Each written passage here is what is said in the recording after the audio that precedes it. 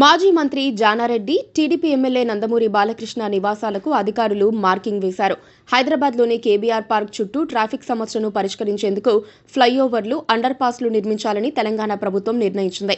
ఈ క్రమంలో రోడ్డు వెడల్పు చేయడానికి పలువురి ఇళ్లకు అధికారులు మార్కింగ్ వేశారు. ఇందులో భాగంగా బంజారాహిల్స్ రోడ్ నెంబర్ 12లోని జానారెడ్డి ఇంటి కాంపౌండ్, జూబ్లీహిల్స్ రోడ్ నెంబర్ 45లోని బాలకృష్ణ ఇంటికి మార్కింగ్ చేశారు. బాలకృష్ణ నివాసానికి దాదాపు 6 అడుగుల మేర మార్కింగ్ వేశారు. తమ నివాసాలకు మార్కింగ్ చేయడంపై వారు ఒకంత అసంతృప్తితో ఉన్నట్లుగా వార్తలొస్తున్నాయి. కేబీఆర్ పార్క్ చుట్టూ మొత్తం 6 జంక్షన్లలో 6 అండర్ పాస్లు, 8 చోట్ల స్టీల్ బ్రిడ్జిలను నిర్మించనున్నారు. ఏడాదిన్నరలో ఈ పనులు పూర్తి చేయాలని బల్దియా అధికారులు లక్ష్యంగా పెట్టుకున్నారు.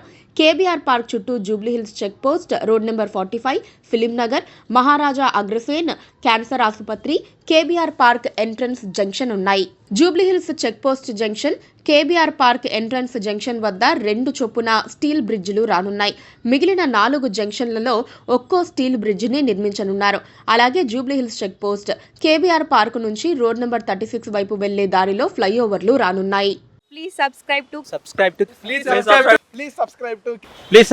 KTV Telugu. KTV Telugu. KTV Telugu. KTV Telugu channel.